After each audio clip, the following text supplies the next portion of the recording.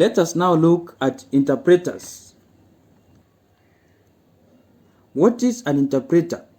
An interpreter is a system software that is used to translate the high-level language, that is the source code, into machine-level language, that is the object code, but it does this line by line. An interpreter is also a language processor. Let us look at an example.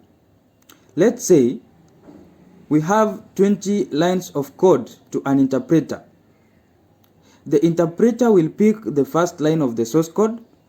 It will convert this line into the object code and store it to an object file in the computer. Then goes to the second line, and it will repeatedly repeat this process till the 20 lines of code are done. The input to an interpreter is a high-level language program. These are languages written in C, Java, Python, and other high-level languages. Then the output is an object program or code, plus the information that enables the loader to prepare the object program for execution. We've seen that the condition of the interpreters is the conversion of the code line by line. Keep that in mind.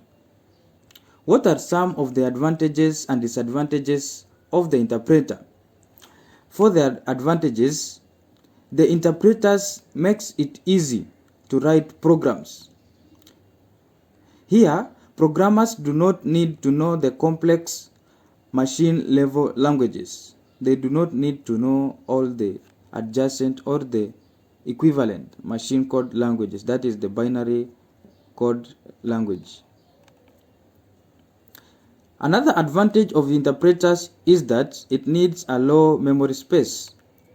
Interpreters don't need large memory space compared to the assemblers. A disadvantage of the interpreters is the long execution time. Since interpreters convert the source code to object code line by line, programs take a long time in execution.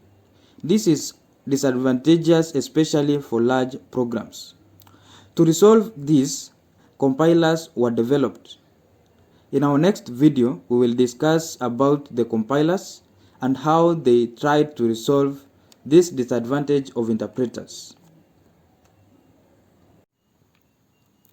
Please like, share, and subscribe. Feel free to post your questions in the comment section so that we may tackle them together. Thank you.